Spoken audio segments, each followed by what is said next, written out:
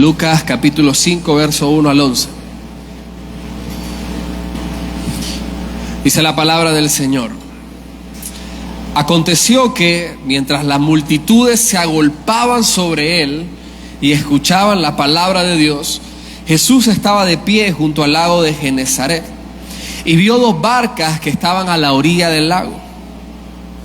Los pescadores habían salido de ellas y estaban lavando sus redes. Al entrar él en una de las barcas, la cual pertenecía a Simón, pidió a éste que la apartara de tierra un poco. Luego se sentó y enseñaba a las multitudes desde la barca. Cuando acabó de hablarles, dijo a Simón: boga mar adentro y echen sus redes para pescar.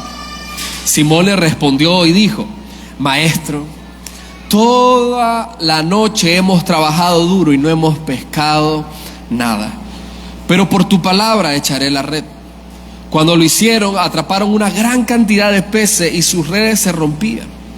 Hicieron señas a sus compañeros que estaban en la otra barca para que vinieran a ayudarles. Ellos vinieron y llenaron ambas barcas de manera que se hundían.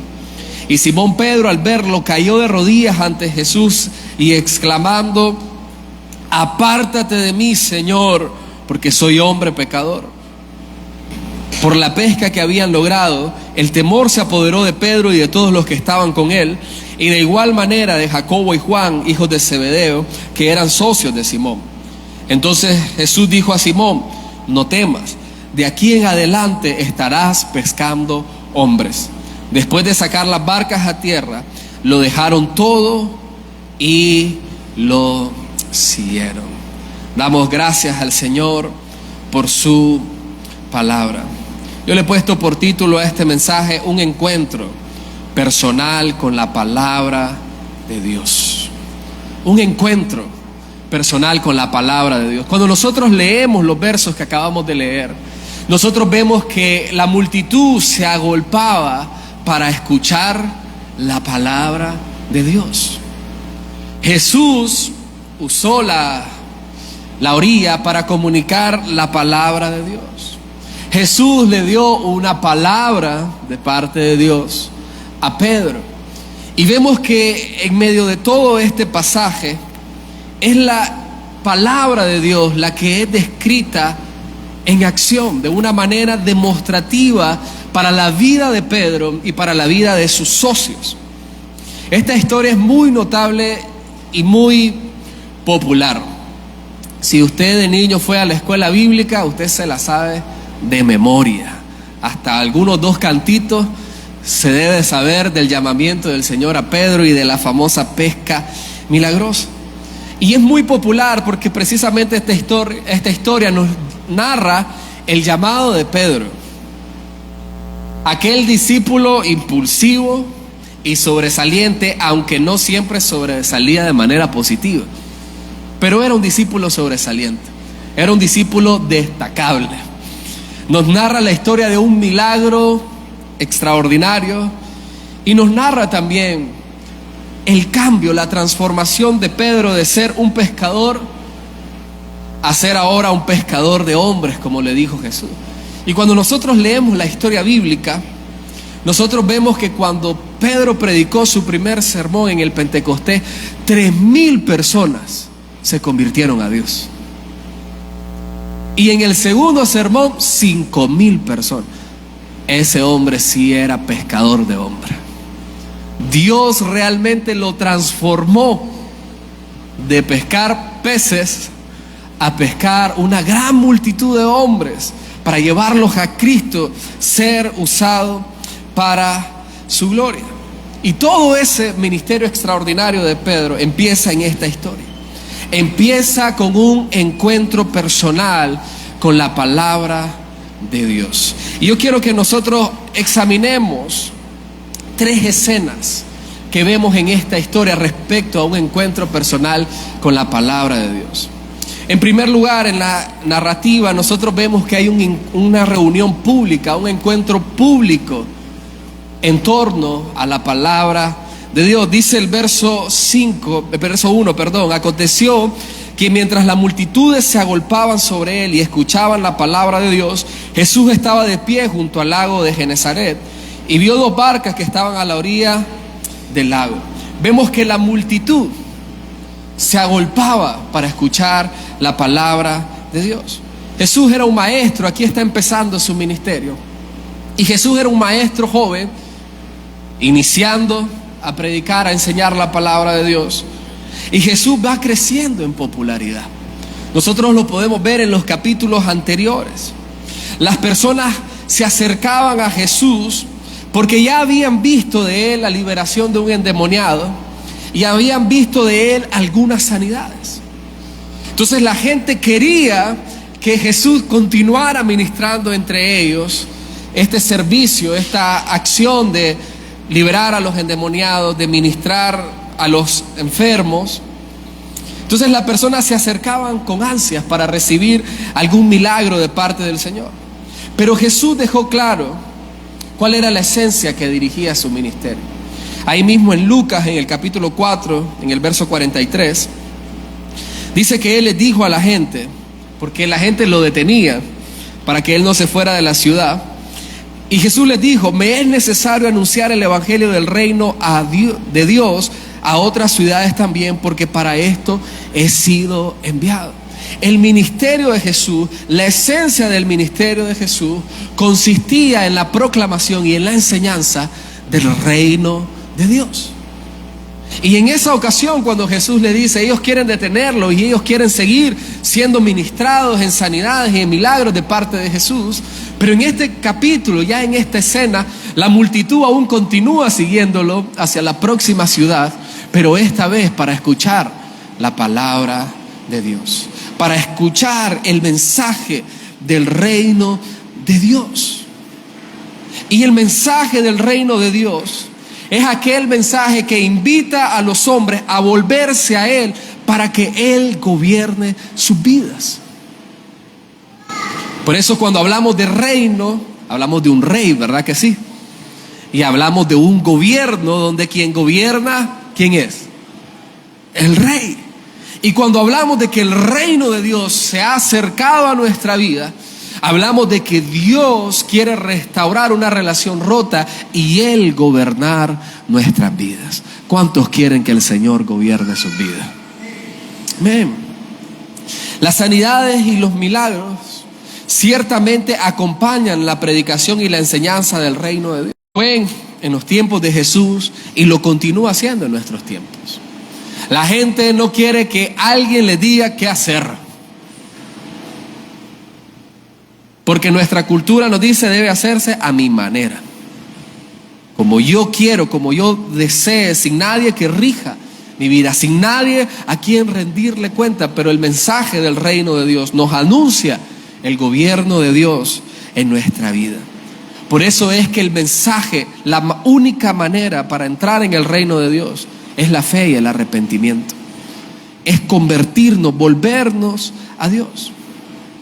Y cuando nosotros vemos los milagros y las señales, nosotros vemos que muchas de las personas que recibieron sanidades y beneficios de parte del Señor no necesariamente se volvieron a Él.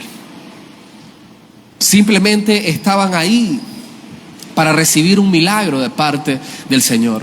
No estaban interesados en que Dios gobernara su vida, sino solo que las beneficiara. Y yo hago una pregunta a esta hermosa congregación: ¿a qué vino hoy usted a la iglesia? ¿A qué vino? ¿Vino para escuchar la palabra de Dios? Mire que dice que la gente se agolpaba y escuchaba la palabra de Dios. Y eso me indica que esta gente hacía un gran esfuerzo para seguir a Jesús. Me imagino para encontrar un lugar adelante para escuchar la palabra de Dios con más claridad, porque no había micrófono ni parlante. Hoy la gente que viene a las iglesias le tiene miedo al asiento de adelante. Hermano, aquí adelante no pasa nada extraño, ¿yo? Puede sentarse adelante para que reciba y escuche con mayor atención la palabra de Dios. Allá en la escuela siempre nos decía: si querés poner atención en clase, sentate adelante, porque ya sabían que los de atrás eran relajos, pero los que están atrás no son relajos, ¿verdad que no, hermano? Hacemos un esfuerzo para venir y recibir la palabra de Dios. O nos desanimamos rápido el domingo por la mañana. Ay, no, ya siento que me duele la espalda. Mejor me quedo descansando. Pone una película, pone la novela. Y ya no vino a escuchar la palabra de Dios. Cuando nosotros nos reunimos como iglesia, nos reunimos para alabar al Señor, traemos nuestras ofrendas, pero nos reunimos de manera central para escuchar la palabra de Dios. Así que vuélvale a decir al que está a su lado, no me distraigas. Que vine para escuchar la palabra de Dios. Vemos en esta escena entonces un encuentro público en torno a la palabra de Dios. Y ahí en esa multitud que está agolpándose, que está apretada, buscando escuchar el mensaje de Dios, es donde Jesús vio a Pedro, vio a sus socios, vio a las dos barcas. Y él usó la orilla y la barca de Simón, le pidió a Simón que le prestara su barca. Seguramente, dicen algunos, para usar la orilla y la posición para favorecer a la acústica del lugar y que la gente pudiera escuchar su mensaje, para que Jesús pudiera proyectar su voz a la multitud que se había reunido para escuchar el mensaje en un encuentro público en el lago de Galilea. Pero del encuentro público con la palabra de Dios, la narrativa nos lleva a una reunión privada en torno a la palabra del Señor. Y eso es lo que cada uno de nosotros, cuando tenemos un encuentro público, cuando somos convocados por el Espíritu de Dios a congregarnos, a venir a la iglesia, a venir al culto, a venir a la reunión y escuchar la palabra de Dios, deberíamos transicionar de ese evento público donde escuchamos el mensaje de Dios a llevar esa palabra a nuestra vida personal, a tener ahora entonces un encuentro personal con la palabra de Dios. No ser como aquellas personas que uno le dice, ¿cómo estuvo el culto? Bien, estuvo poderoso. Ay, ¿de qué habló el pastor? ¿De qué se trató el mensaje? No me acuerdo, pero estuvo bueno. El mensaje quedó ahí. No me acuerdo porque estaba pensando en que si el Madrid va perdiendo o no.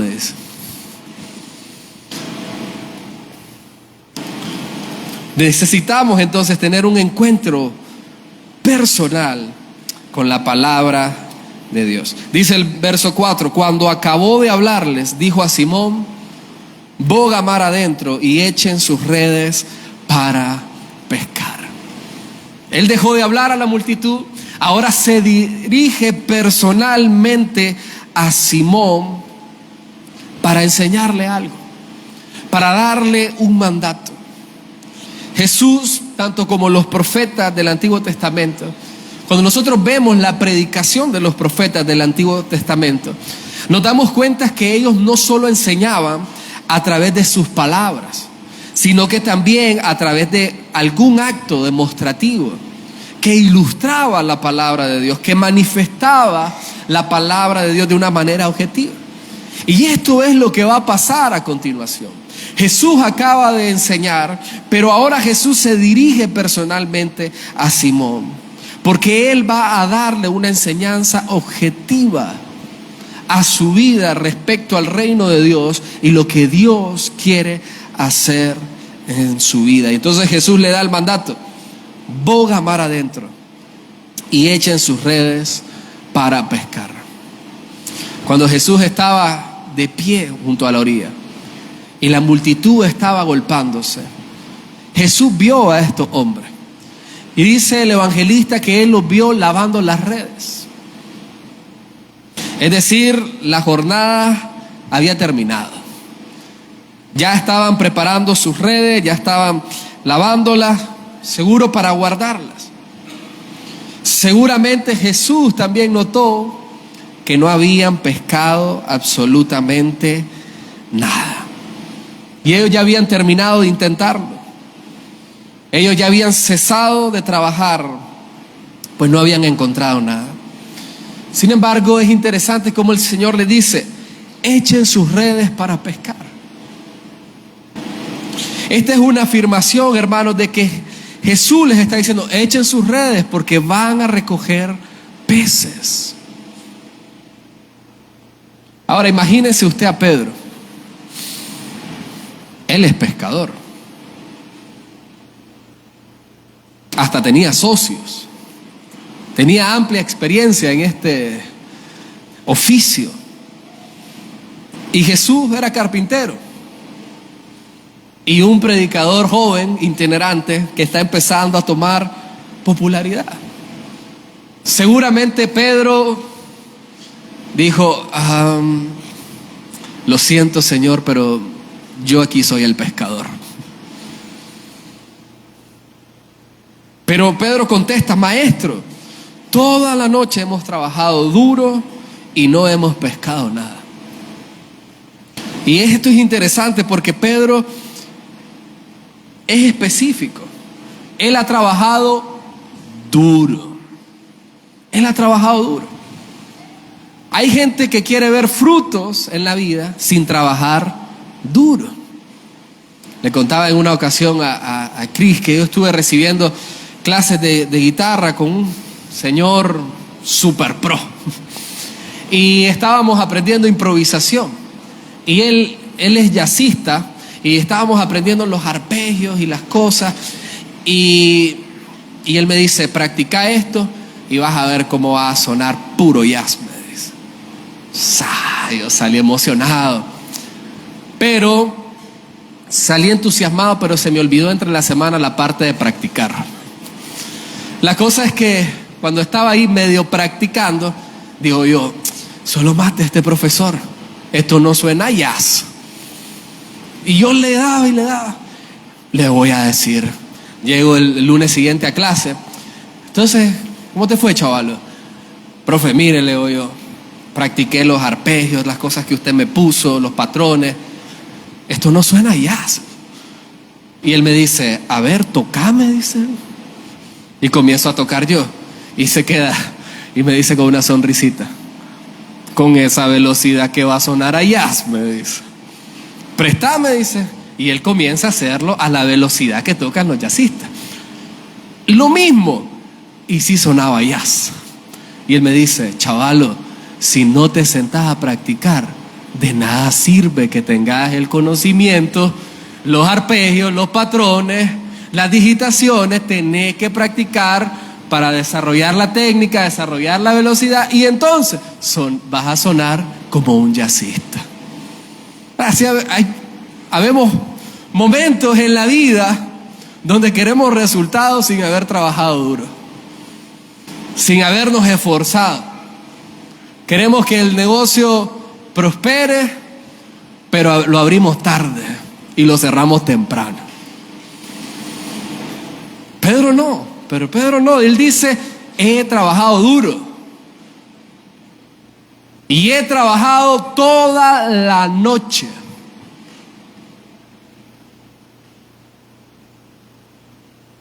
Para los que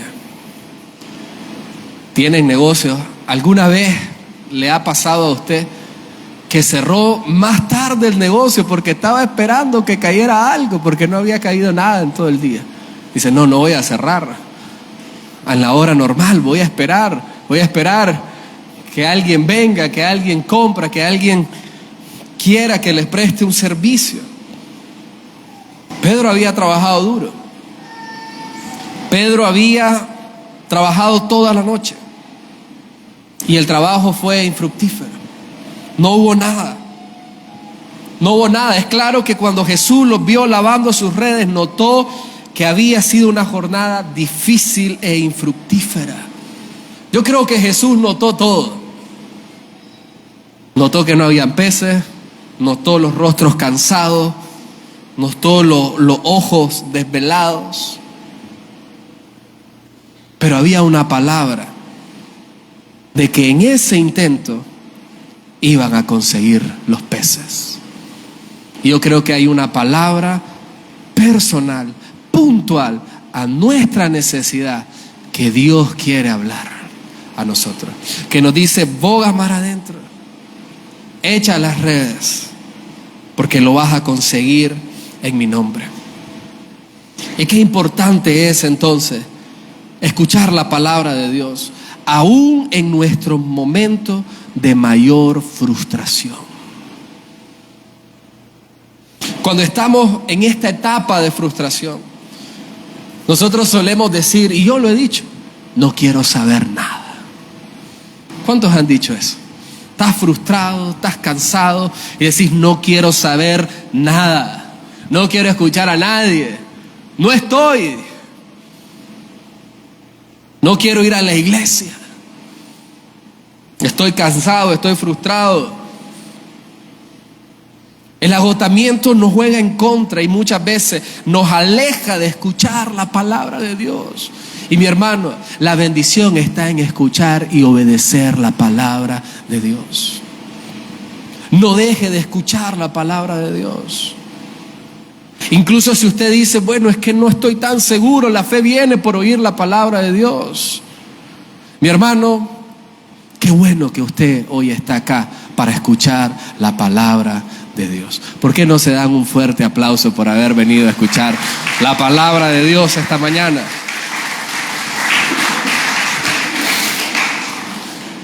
No nos dejemos vencer del agotamiento, no nos dejemos vencer de la frustración y que nos impida recibir la bendición que viene de la palabra de Dios. Jesús lo ve en este momento de frustración. Jesús te ve en tu momento de frustración y Jesús quiere darte una palabra que cambiará el curso de tu vida. Qué importante es escuchar la palabra de Dios. Pero en todo esto, no solo nos quedemos con escuchar la palabra de Dios, como dijimos de manera pública aquí en este auditorio, tenemos que salir y tener un encuentro personal con la palabra de Dios a través de la obediencia. La obediencia es la clave. Cuando yo leo la historia bíblica, yo veo que las riquezas de la experiencia cristiana se viven solo en la obediencia. El viernes en el grupo de conexión, después del mensaje, después de todo, estábamos conversando y hablábamos un poco acerca de esto. Nosotros vemos promesas en la palabra de Dios respecto a la oración. Vemos que Dios responde a la oración. Pero ¿cómo vamos a recibir los beneficios de la oración si no oramos? Tenemos que doblar nuestras rodillas y orar, clamar, buscar incesantemente el rostro de Dios, la respuesta de Dios en nuestra vida. Podemos escuchar miles de testimonios, historias como las de Pedro, donde Dios ha actuado en favor, donde Dios ha hecho un milagro. Pero no pasará en nosotros hasta que nos dispongamos a escuchar y a obedecer la palabra de Dios. Hablaba y les comentaba, hay algo que es una realidad.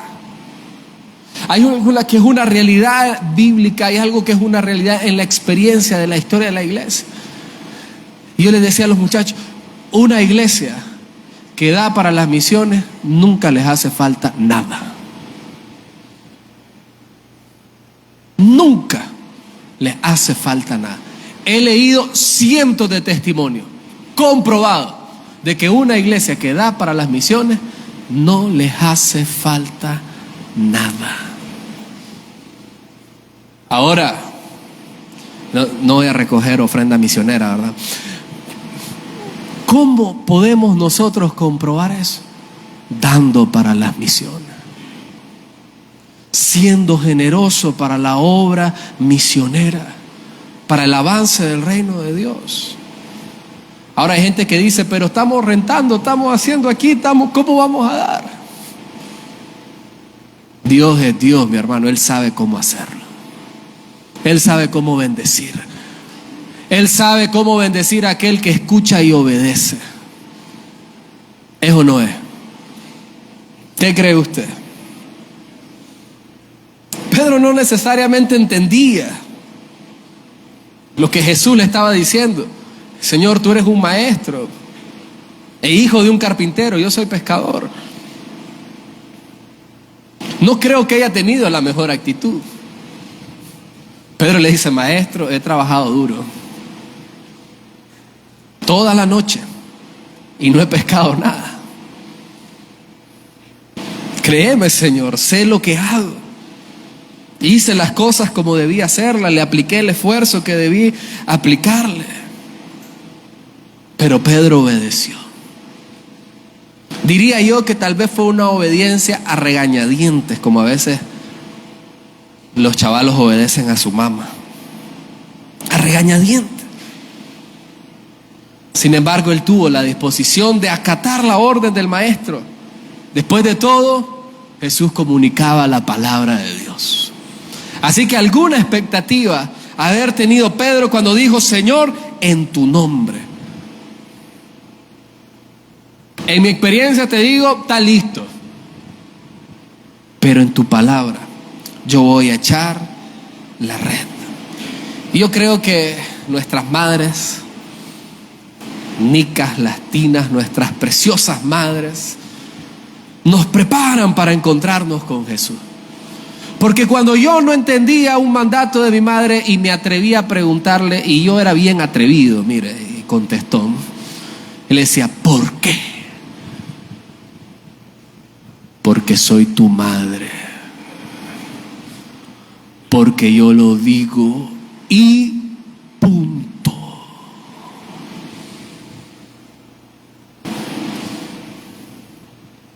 ¿Sí o no? Y había que hacerlo, ¿por qué? Pues porque es tu madre, hermano. Pues porque ella lo dice. Yo creo que algo así es con Jesús a veces. Yo creo que algo así fue con Pedro, y creo que así ha sido muchas veces en mi vida. A veces simplemente tengo que obedecer porque Dios lo dice y ya está. Porque Dios lo dice y eso es suficiente. Hermanos, a veces solo necesitamos obedecer la palabra de Dios aunque no entendamos. El entender puede esperar. La obediencia no.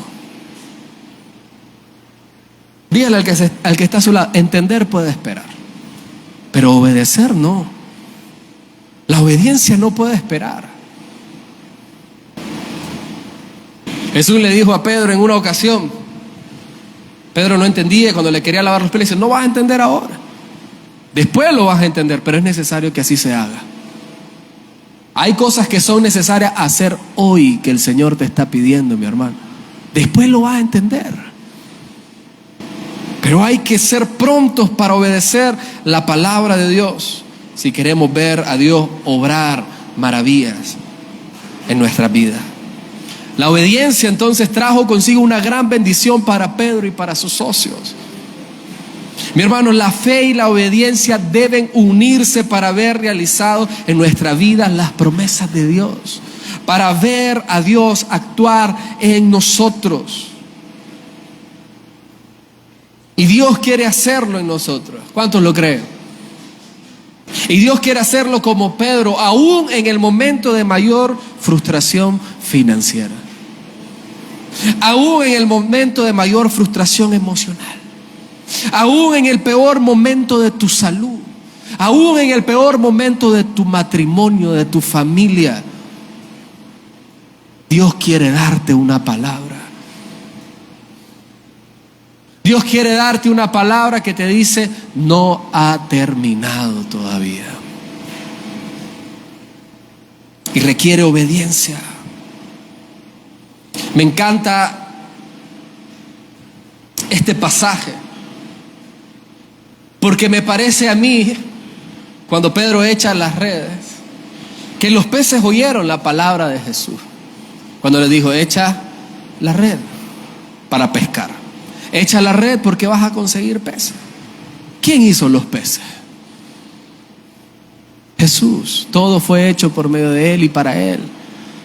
¿Quién es el Señor y amo de esos peces? Jesús. Yo creo que los peces oyeron la palabra de Dios Y aunque iban para la muerte, para un plato de pescado frito, los peces dijeron, habló el jefe, y salieron nadando a toda potencia y se saltaron voluntariamente en las redes hasta que se llenaron y pesaban tanto que temían que se reventara. Porque cuando Dios habla, las cosas suceden, mi hermano. Decía una ancianita que no tenía que comer y fue provista por un ateo: cuando Dios habla, hasta el diablo obedece.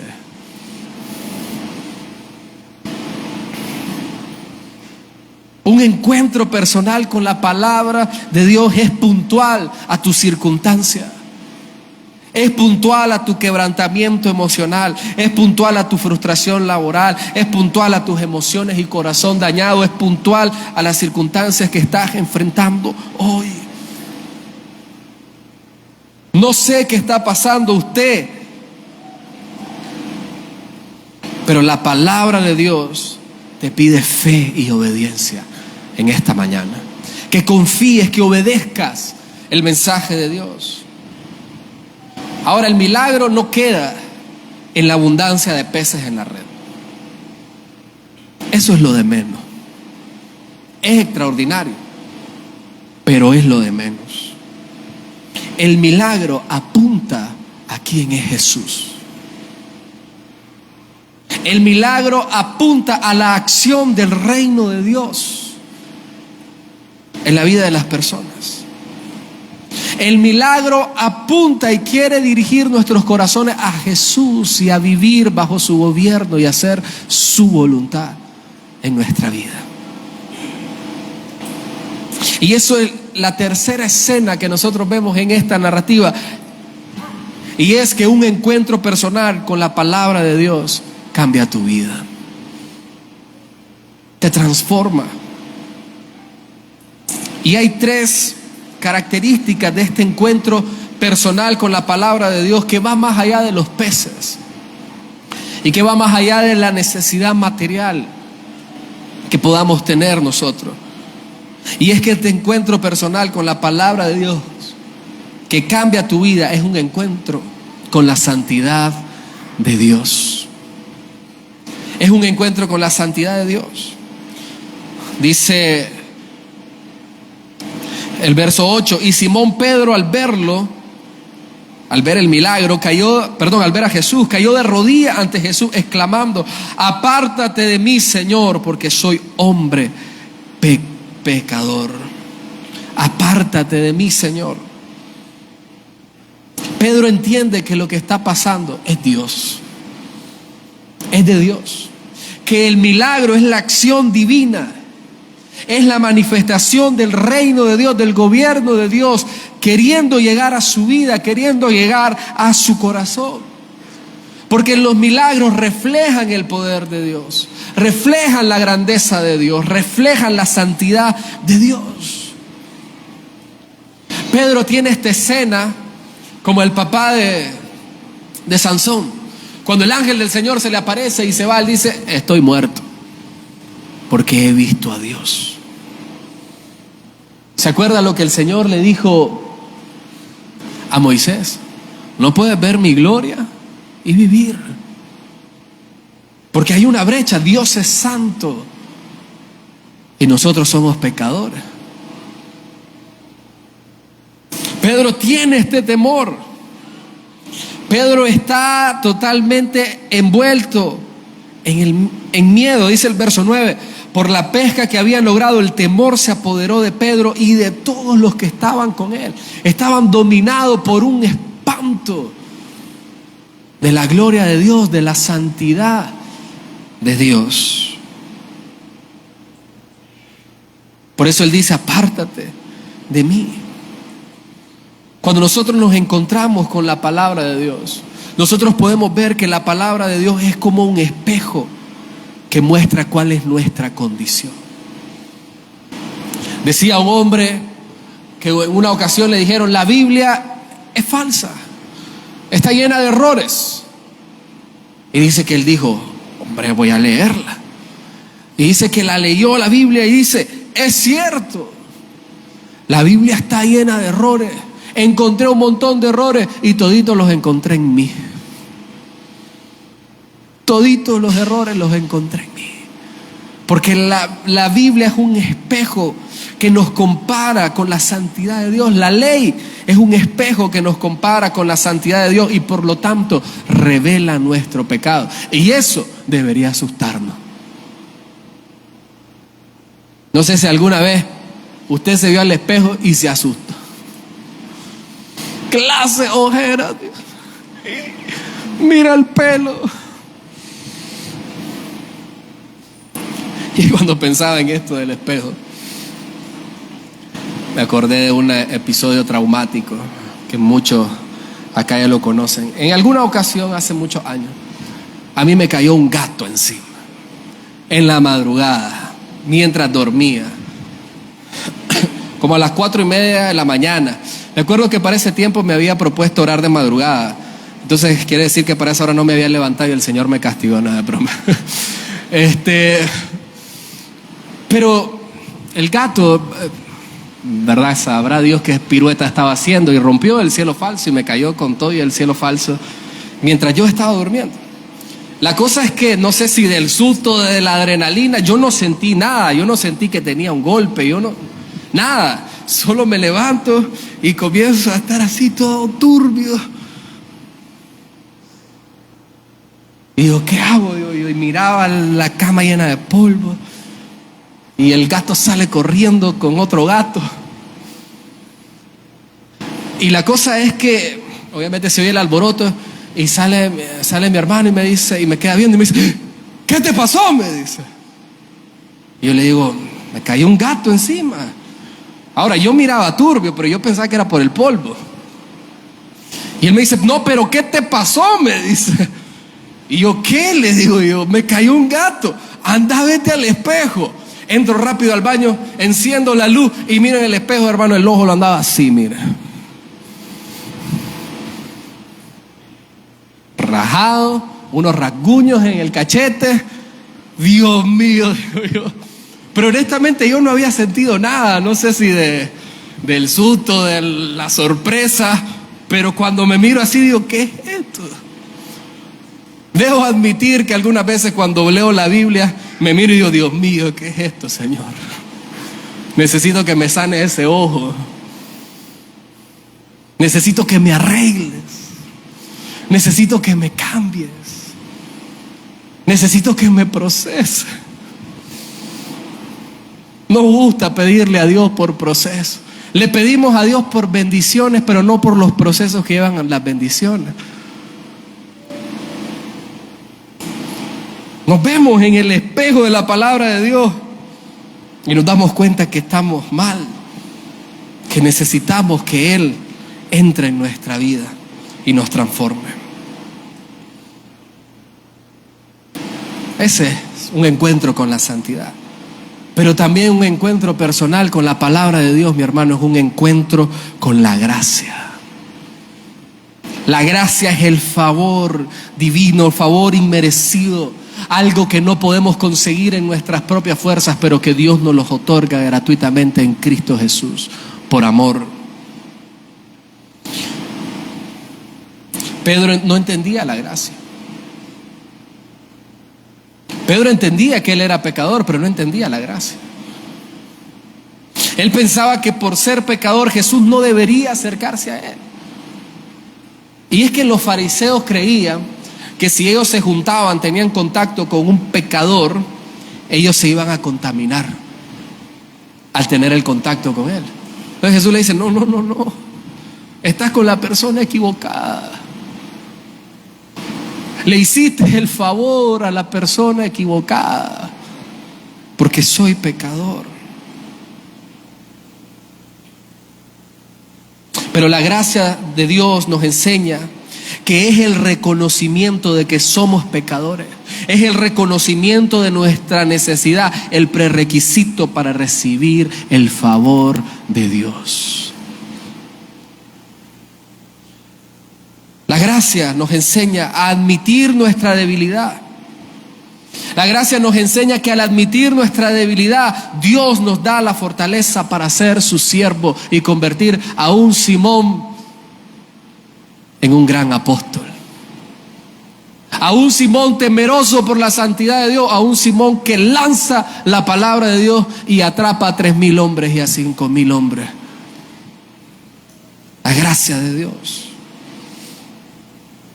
La gracia nos enseña a decir: soy pecador, Jesús, por eso ven a mí que te necesito. Pedro dice: soy pecador, aléjate de mí. Pero cuando entendemos la gracia decimos: soy pecador, Jesús, ven a mí que te necesito. Soy pecador, Jesús, perdóname, lávame, ayúdame, restáurame. Confío en tu gracia.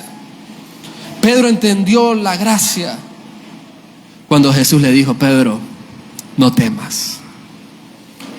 Recuerde usted que Pedro estaba lleno de temor, se había apoderado de él. Al entender que no está frente a un hombre cualquiera. El hombre en el huerto, Adán, sintió este mismo temor. ¿Alguien se acuerda en Génesis 3? Cuando el Señor sale a buscar a Adán, ¿qué le dice a Adán? Tuve miedo. Tuve miedo. Él se escondió de miedo al escuchar la voz de Dios que le buscaba, porque sabía que había pecado. Pero la gracia, mi hermano, viene para restaurar tu vida. La gracia viene para perdonarte, para levantarte, para darte nueva vida, nueva oportunidad. Para que ya no huyamos y nos escondamos de Dios, sino para acudir al llamado que Él nos dice: sígueme. Pedro ya no va a huir más de Dios. Pedro va a seguir ahora a Jesús. No temas, de aquí en adelante estarás pescando hombres. Y dice, verso 11, después de sacar las barcas a tierra, lo dejaron todo y lo siguieron. Un encuentro personal con la gracia de Dios nos pide ahora a nosotros una respuesta al llamado del Evangelio, una respuesta al llamado de Dios en nuestra vida, a un cambio de dirección. El Señor le dijo a Pedro que lo haría un pescador de hombres. Pedro lanzaría la palabra de Dios y pescaría a muchas personas para Cristo, para el reino de Dios. Y cada uno de nosotros, mi hermano, somos llamados a servirle a Dios. Y cuando usted diga: a mí, pecador, mire a Pedro. ¿Cuántos le dan gracias a Dios por Pedro? Yo le doy gracias a Dios por Pedro. Yo no sé cómo hacen algunos predicadores para criticar a Pedro. Digo: yo soy Pedro. Yo soy Pedro.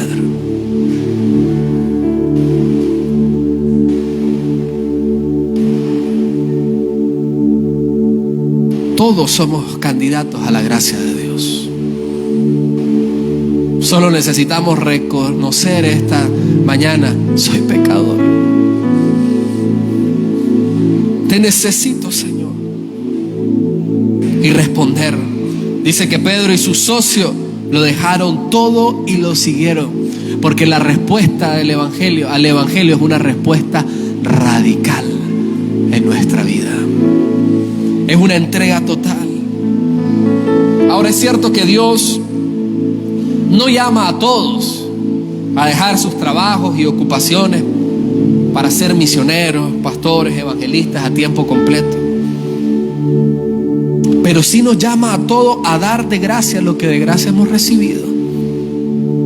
Sí nos llama a todos a testificar de Él. Sí nos llama a anunciar las maravillas de Él. Sí nos llama a todos a dar razón de la esperanza que tenemos para que otros también se conviertan al Señor. Mi hermano, alguien que sigue a Jesús no puede ocultar la luz de Jesús a los demás. No puede. En el relato en Mateo, cuando el Señor llama a Pedro, le dice: vengan en pos de mí y yo los haré pescadores de hombres. Cuando seguimos a Jesús, Él nos convierte también en pescadores para que otros vengan a Cristo. Y yo me preguntaba, ¿quiere decir que si no estoy pescando hombres, no estoy siguiendo a Jesús? Y Jesús no me está cambiando. Bueno, Jesús mismo lo dijo: el que no recoge conmigo, desparrama. Nadie tiene una actitud pasiva en la tarea de llevar el amor de Dios al mundo. O estamos echándole para adelante como Jesús, o estamos echando a perder la cosecha.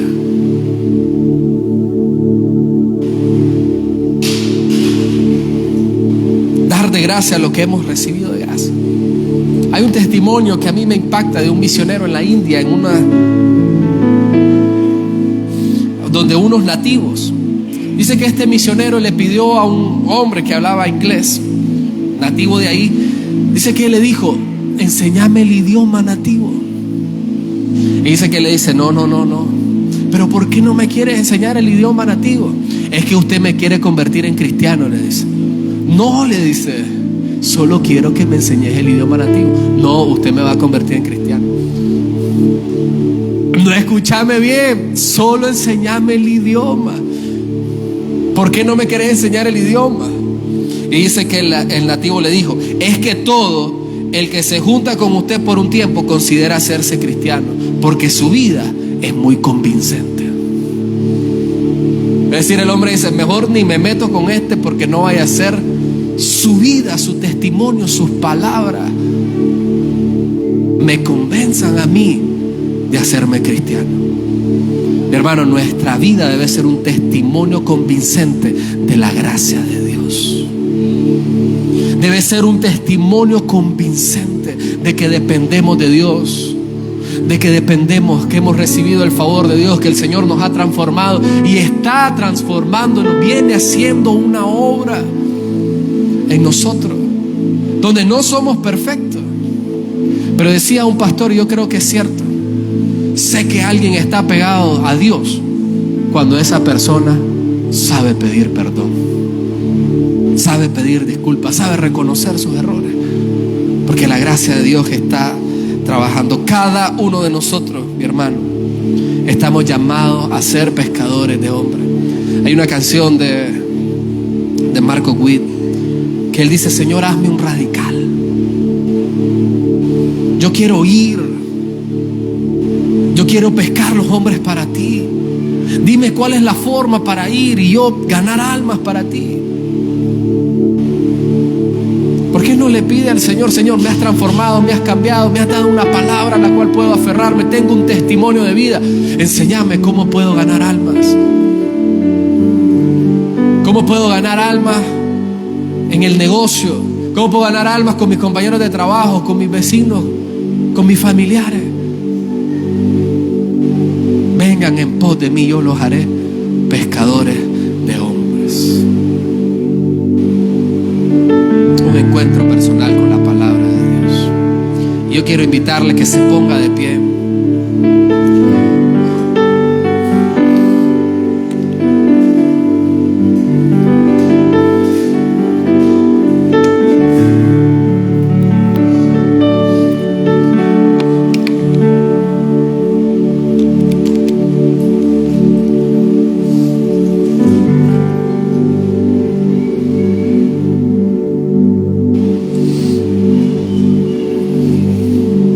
Cierre sus ojos ahí donde está.